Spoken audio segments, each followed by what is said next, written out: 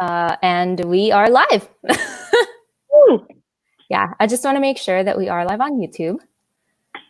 And we are. Okay, cool. All right, now. Okay, thanks for hopping on, Claude. I mean, if you can't tell, I literally I was like, I'm always just out of the shower and I just worked out. Nice. Hi, Life with Pets. So I just wanted to have you introduce yourself to everybody. I mean, I kind of put it out in my posts and I put it out on YouTube, but I want people to know who you are and why we look the same. Well, I'm your sister and I'm the younger one, okay? So we're like a year apart, a year and a half. I'm a trainer.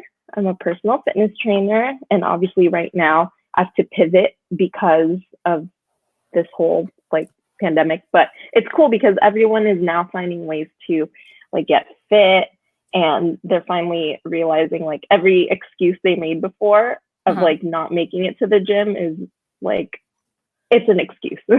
Yeah. But yeah, I guess, well, I mean, but our family history, a lot of Filipinos, is that there's a huge history of heart disease and obesity and all that stuff. So I kind of fell into fitness not really thinking about that, but it kind of evolved into me kind of running away from that nightmare where it's I don't want to end up like most of our, just our family's health. And it's scary because you don't realize that if you don't take care of yourself, and you don't have to be super ripped or anything, because I feel like people think that they have to eat so strict and they have to work out hours upon hours a day.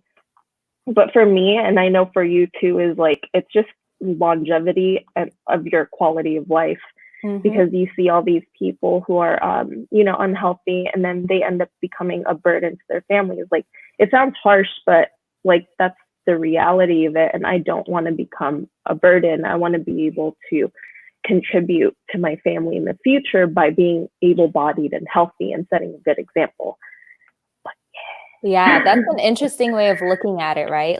I feel like that's a realization that was very recent, where if you don't take care of yourself, you legit you become a burden to the rest of your family if it's not maintained. But it's interesting that you pointed out that you got into fitness not thinking about it. Just being, you wanted to be fit so that you can avoid being, I don't know, overweight or unhealthy. Really. Not really just about weight recently, right? It's about longevity, like you mentioned. And it's interesting that you said that, because me trying to figure out Janelle Eats and what this channel is all about, I recently realized that, going back, I was like, why did I get into cooking in the first place? Because you remember, I was terrible. I was so scared of cooking. And you're like, I remember you'd be like, wait, so if it says to put in the onions now, is it too late? Yes. And I remember you'd put in the chicken in batches, and I'm like, but then that would cook first, and then that chicken would be raw. And it was just a total mess when it came to cooking. So then I thought about it, and I was like, okay, one, I think I was really scared of the freshman 15. When I went to college, that was the biggest thing I was scared of. Not having bad grades, none of that stuff. For me, it was freshman 15, because it was such a thing. Everyone talked about freshman 15. Fear. Yeah. And so I think I lost weight in college. I had you did freshman -15, but that was unhealthy. Because I remember you went vegan for a month. Well, that was a different story. That wasn't even a month. That was 2 weeks, and then I cheated because I ate challah, and there's eggs in challah bread. But anyway, so yeah, in college I was okay, and I had to save money, so I have to learn how to cook, right? If I have to save money and I want to stay skinny, for me it was all about being skinny in the first place. So I had to learn how to cook, and that's where my journey went. And now I have Janelle Eats, which I'm just showing people how to cook, and it's Filipino food because that's what I want to eat. And I realized the Filipino food that you can get outside, if someone else is making it, it's like they could care less, right? Like if you're gonna, they're not gonna eat it, like you're gonna eat it. And so that's the realization I had. When you go to restaurants, I mean, I read a lot of books, and there's a lot of butter that goes into food. Like there's a ton of butter, and chefs know exactly how to incorporate it. So you can't tell that it's super oily, but the food is just delicious. And that needs to be like, what are you going to do, right? If you don't know how to cook. Yeah. So anyway, I'm like going off in a cooking tangent, but I wanted to talk to you mostly about just Filipino food. And this is, I guess we talk a lot about how we don't really know how about this? Let me ask you, what to you is like healthy food? Like, what does that even mean? Yeah. Cause I know like what you're getting at is like, it's such a, like an umbrella word that it just encompasses everything. Like everyone has a different definition for even like fit. Some people are like, well, fit to me means that I'm as skinny as possible. Whereas one person is like, I want to put on as much muscle as possible and like bulk as much as possible. So to me, health is like, it encompasses your mental health first and foremost, because if your mentality isn't there and you don't have the mental strength and fortitude to, stick to a plan or adhere to a plan, nothing is going to work out for you, just like with anything in life, like pursuing anything. So first and foremost is like your health or your mental health. And then like health all over physical health to me would mean like being strong. So being able to, like lift heavier weight, or it doesn't have to be heavy weight, but you can transfer everything you do in the gym and be able to have stronger and like more integrity in your movement throughout the day. So like being able to climb up stairs without being winded, or being able to pick up boxes off the ground while you're moving with ease and not break your back. So it's just all over like better movement and safer movement. And just like your capabilities outside of the gym, because you have built it inside the gym. And so since we're talking about health, like mentally and physically, let's talk about food. And specifically, so you can continue. Go ahead. Oh, no, you go. Cause I feel like, so basically, I mean, like Janelle Eats, it's all about Filipino food. And I wanted to ask you, what are the biggest misconceptions about Filipino food when it comes to health and fitness? I think the first thing is like rice. The first thing is like rice, and that like stereotype that Filipino food or any type of food is unhealthy. It's like, because you kind of overgeneralize it. But if you look at Filipino food as it is, it's like most of it comprises of like protein, fat, and carbs. And like with anything in life, you have protein, carbs, and fat. So it's all about just how you portion it out. And I think the biggest misconceptions is that Filipino food is very, very unhealthy. It makes you obese. It gives you high cholesterol, all these like, just like hypertension, all that stuff. And if you eat Filipino food, you can never be healthy. Like we get that from like our Filipino community, our fellow Filipinos. They're always like, well, I want to get healthy, so I'm going to stop eating rice. And that's it. Like that's like their first plan. I'm going to stop eating rice. And so I think, keep going. Oh no. I mean, it's like, why is it that rice is so demonized, do you think? Like everyone, that is the first thing, right? It's like, I'm going to switch over to brown rice. And then you're just like having a sad time. I think honestly, it's like, there's like a whole diet culture going on, and it's that black and white thinking, especially with like, like I'm gonna put this on blast, but it's like kooky doctors, like I'm sure he may be a good person, but Doc Oz, like Dr. Oz, like all that stuff, like they kind of spew all this misconceptions of like food being so black and white. It's like, if you eat this, you will get fat and die and not be loved. Like if you, So, and also it's like, I think people were so hardwired for thinking that like, in order to get any type of success in life, is that we have to make the most major sacrifices and suffer to get it, like suffer greatly. But like, and that comes in the form of not eating rice, as silly as it sounds. It's like with anyone who thinks of like, you know, I'm going off on a tangent, but in order to achieve financial success, like anyone can do it, but people think you have to be so smart and so like sacrificial to the point where like, like you have to be hardcore. And I think it's harder for people to grasp long-term thinking versus short-term thinking, because we're so like wired for, I want things now, like instant gratification, like want abs in 30 days, cut these out, cut out sugars, starches, and like rice, because we're not wired to think like, okay, what about the long term?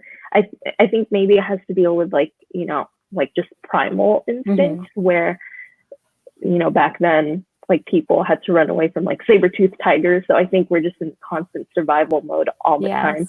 They can't really think long term. Like, I don't think cavemen were like, in 20 years, I want to be financially successful. No, like tomorrow I want to live.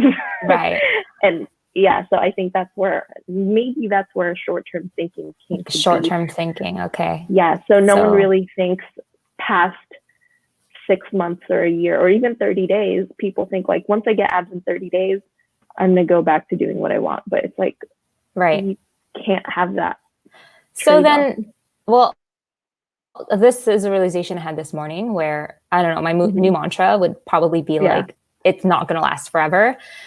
Like legit, like that's going to be my mantra. Like, it's not going to last forever. Like any model, model, like some shredded dude, like those don't last forever, because you go through cycles, right? And it depends on the diet. Like I watch like some Victoria's Secret, like it's like Victoria's Secret, what I eat to get runway ready, right? And that's just like a certain period of time.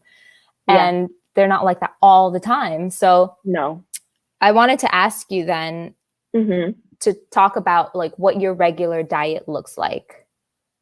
Okay. It's like anything and everything. Honestly, I feel like it's anything and everything. I was definitely a lot leaner before, but now I think, you know, going back to like what I think about health, it's like that longevity. Like, can you adhere to something? Can you stick to something for a long term? Because when people think about cutting out rice for 30 days, they're thinking about, I'm going to go back to rice after 30 days. But where my thinking is at now, because I used to think like that, you know, I started out like a lot of people when I first started my fitness journey. I had to go hardcore. But now what I think of is like, okay, what can I sustain for the rest of my life that will keep me relatively like leaner, like lower body fat, and also strong, but also I can enjoy, you know, like good food. So that I will stick to it. So what's in there? Like, is there Filipino food in there too? Well, I'm like asking. Filipino food. Filipino food. Like I eat anything and everything. Like yesterday, I was just telling Graham, my boyfriend, that I was like, I'm craving Filipino food. Like I want it. And he's like, okay, sure. And before I would think, like, you know, when I first started my fitness journey, I would have been like, no, Filipino food, because it's going to make me fat.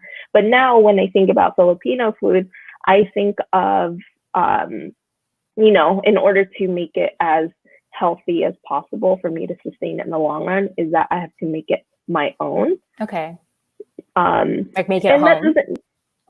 So I'd make it at home. Or if I eat outside, then I tend to just choose like protein heavy sources. So for me, awesome. So it's like with anything, you just have to balance it out. It's not just supposed to be like carbs and fats, because carbs and fats combined, so yummy. Like that's bread, how it is. Butter, cheese, bread and butter. Yep. And the sal. No, all that stuff. So it's all like it all comes down to moderation Mm. and ensuring that I have enough protein in my day along with like, you know, nutrients. I could be better, obviously, Yeah. but it all comes down to like, am I getting enough protein? Because if you're not getting enough protein, like you're not going to retain any type of muscle mass. And people have this misconception too that like, well, if I eat protein, I'm gonna bulk up. But it's like, no, if you carry more muscle mass, you're going to look a lot tighter than the next person who is kind of like floppy. They don't really eat protein. And it's hard to bulk up. It's really hard. It's really hard. So a lot of girls that start training with me, like I have to shift them into the mindset of like, they're like, I just don't want to bulk up. And I have to tell them like, hey, like guys or men tend to bulk up way faster than women. Like they have a higher muscle building potential generally, but they even have a hard time doing that. So if they have a hard time building muscle, like a lot of muscle and getting bulky, where does that leave us? Like that's going to be a lot tougher for us too, because, you know, hormonal kind of stuff. But I've seen their diets too. It's like 2 chicken breasts lunch and then 2 chicken breasts dinner. And I'm just like, wow, this sucks. Cause like, first of all, I don't buy chicken breast. Like I just think like chicken breast is the devil. Cause it's chicken like thighs. Chicken thighs are good. Like chicken thighs are where it's at because it's dark meat, right? But there's this whole thing around dark meat, but we can talk about misconceptions all day. But I also wanted to ask you, like, what you already talked about why protein is so important to fitness. But also, like, I always see like chicken breast, broccoli, and I'm just you know, cottage cheese and fruit, turkey roll-ups, and like all these proteins, a hard-boiled egg, and I'm like, oh my god, like, please help me, like, I know. So, like, what are the best sources of right there? What are the best sources of protein in Filipino food? So if you did want to be like bulking up, which I'm doing right now, what do I do? I'm not trying that hard, but I'm drinking my protein shake and my protein bars and stuff. Honestly, like any protein source is good. Like for me, I personally like to eat like adobo, but I'm not going to make adobo with like pork belly because it's just like pure fat. Like I'm going to make it with chicken thighs, even though they're a little fattier than chicken breast. Again, it goes back to adherence. Can you adhere to it for life? Like I can't imagine eating chicken breast for life, but I can imagine myself eating chicken thighs for a longer amount of time. And also things like, oh my gosh, what do you call it? Kilawin? Like Kinilaw? Oh, wait. What is it? I feel like I always mess it up. Kinilaw is the one that's in like calamansi juice or... No, it is kilawin. It's Filipino ceviche. It's called. Yes. Wait. Wait. Or kinilaw. It's kinilaw. It is kinilaw. Oh, and there's meat-based kinilaw, usually known as kilawin. Oh. Well, we learned something new. Jeez. I know. Wow. But yeah, like kilawin, you know, obviously I don't, or kinilaw. So you can make that with like tuna. So it's basically like ceviche. If you think about like the components of ceviche, it's basically just like some type of like juice, like lime or vinegar in with kinilaw, which is like calorie-less. It's just like flavor. And then you have vegetables like onions and you know, like chilies, which are virtually calorie-less, and also they carry a lot of nutrients, but packed with protein. So I think for me, my philosophy around protein is make it tasty, like season it, because people are like, oh my god, if I season it, I'm gonna get fat. And it's like, no, seasonings have no calories. Yeah, like except for sugar, right? Yeah, I wouldn't say that's a seasoning though. Yeah, that's not okay. That's true. Yeah, but it's like marinades. Yeah, marinades may carry sugars, but it's like lightly brush it instead of like dunking it in the marinade so you can have some flavor. Yeah. Again, it goes back to adherence. Can I imagine myself eating Filipino barbecue skewers for life? Yes. Can I imagine myself eating chicken breast skewers with no salt, only peppered with no salt? No. So Oh, well, basically I'm just like yesterday I made adobo and I was thinking about it, but it was adobo with coconut milk. So I know there's extra calories in coconut milk, but it's really good. It's like creamier, like it's interesting. But if you omit that, you're essentially having vinegar, soy sauce, garlic, bay leaves, pepper, and I let my chicken sit in there and I'm like, wow, like it's just a chicken. Like if I'm going to record the calories on that, it's just, it's a protein.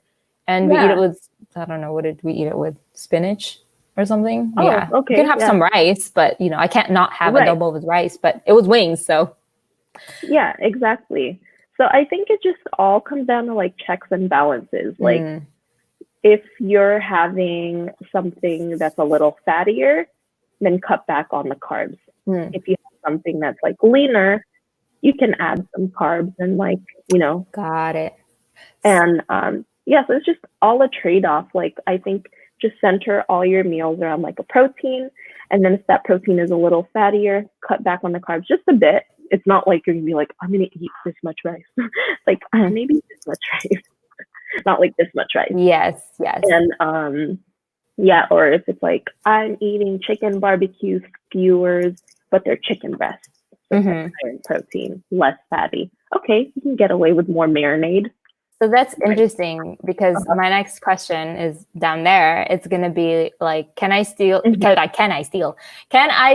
eat desserts and carbs if I want to build muscle? And that's because like, dude, my kitchen, right? If you look at it, I got like bread. I'm like baking sourdough. I got pandesal. I have skyflakes. I have biscuits, like tea biscuits. So when I drink my coffee or tea, biko, I just made biko. We had a kakanin class. Mochi, like glutinous rice desserts. So I love those, but at the same time, I'm like really dedicated to like building muscle. Like I really want a flat tummy for once in my life. Like, can I still have one every day? Yes. Yeah. Honestly, like, I mean, it's a lot to get into, but like it all boils down to like our weight gain and our weight loss is all determined by calories in, calories out. Like people can try to say as much as they can, like, well, what about my hormones? But like there's a weight loss doctor that I follow and he actually lifts. So he's like science-based. He's not like Dr. Oz. His name is Dr. Nadolsky. So he is an obesity/lipid specialist physician. So he helps people lose weight and fat, even ones with like hormonal issues. And all of his research, and he also like lifts. He's like a ripped doctor. So he's not like one of those doctors that are like, but his like the overarching thing is like you will like by law of like the second law of thermodynamics, science. Like if you eat less calories than what you're burning throughout the day, you will by universal law, like it's called a law because nothing can really defy it by nature. You will lose weight. And if you eat more calories than what you're burning, by law, you will gain weight. So like, yes, hormones may affect it, but honestly, most people don't have hormonal issues. And based on his research, if you do have hormonal issues, you're still not exempt from, the law of, The law says you'll get, Oh, yes. Like, I love how, like, real he is, though, because he's, like, you have to be real with yourself. Like, a lot of people think, like, oh, I've been trying to lose weight for such a long time, but I'm still gaining weight. I don't know what I'm doing. But honestly, like a lot of people aren't honest with themselves. They're not moving enough. They're not moving nearly as much as they think they are. And they're eating way more than they think they are. So yes, that's all it certainly is. Like true. it's so simple. Yeah. Calories in, calories out. Yeah, that's it. So then well, we're all stuck at home, right? And Mm-hmm. this is going to be my last question because I know we're going to cap Mm-hmm. it at 30 minutes. But what are your tips to curb cravings during shelter in place? Because my kitchen's right there, and we just bought a bunch of chips, and I'm like, and then I played Resident Evil, and I was like, I think it's time to get Yeah. shredded, and then Yeah. I'm like staring at them every single day. So, Right. what are your tips? Because I mean, I'm in here all the time. Honestly, if you don't have a history of like binge eating a certain thing, you know, like do you consistently binge on it to the point where you like end up hating yourself and you like overeat it? Like you overeat it. Mm-hmm. Like then I would say like eat that craving. Like don't prevent yourself from eating a certain craving. Now if you're craving like cake, don't eat the whole cake, just eat a teeny tiny slice of it. Because Mm-hmm. the more you hold off that craving and you don't eat it, the more you'll try to fill in that like craving void by eating other things. And then by the end of the day, you're like, I've eaten a surplus of calories when I could have just eaten like 100 calories worth of cake and I would have been satisfied. That's true. And it's actually not as many calories as you think if you look at it. It's just eating like a ton of it. Yeah, it's just your portions. Like if you're eating a bit of ice cream, grab a spoon and then that's it. Call it a day. But if you find yourself that you're like overeating and binging it, like make it difficult for yourself. Like don't get it in the first place. But that's if you have like an actual like problem or issue with it where you do binge on it. So keep it out of sight. Like eat if you have to go as extreme as like throwing everything out, then throw it out. But if you don't have a problem with it, like you find yourself like you can handle like eating just a spoon of ice cream and being okay and putting it away, then amazing. I have an idea. If you have a hard time, if you keep eating ice cream, I would take like saran wrap or plastic wrap and just like, or like everything that you have, like plastic bags and just like cover it like layers, right? And then it's like, by the time you're peeling off the 5th layer, you're like, what am I doing? Yeah, it's not like when people like freeze their credit cards so they don't use it, like they freeze it in a block of ice. Yeah. So it's like the same thing. It's like people don't realize that they do certain things out of habit and it's easy because their habits make it easy because you don't have to think about it. But if you make it difficult for yourself, like really difficult, then, you know, by our like hardwired thinking of like wanting things to be easy and not as resistant, like you're going to do it. It's kind of like that book, Atomic Habits. Like if you want to stop your video game, you know, like, but like, you know, like stop playing video games for so long, like binging on it. Every time you finish your video game, like actually like unplug it and roll it up and then hide it in a hard to reach area. You hear that, brothers? Our brothers hearing this? Just kidding. Yeah, so it's like the next time you play video games, it's not just like right at your console. It's okay. Grandma's like, sorry. I was like, naked man. Just kidding. So what I do is like I set aside time. I'm like, I have to finish like X work, and then at this time, this is when I play my video game. So anyway, that's what happens when you block it off. Yes, time block. Okay. Well, it is 10:30. I just want to say thank you so much for hopping on. I know it was super last minute. We can do another one of these. Maybe you can show us like some of your fun recipes because you have really cool recipes. So like the one I posted on Instagram. But I wanted to show this. You do home workouts. So how can they reach you? I mean, this is your handle, right? Yes. Okay, got it. So you want to speak about that a little bit before we leave so people know how to reach you? Yeah, so you can DM me on Instagram. I just need your email so I can send you like an invite to the live Zoom workouts. Now, I think a lot of people get kind of like, you know, self-conscious. If you want to do these workouts, you don't have to have your camera on. People who leave their cameras on during their sessions, that's just a way for me to look at your form and ensure that you're doing everything right. But if you're not comfortable, leave it off.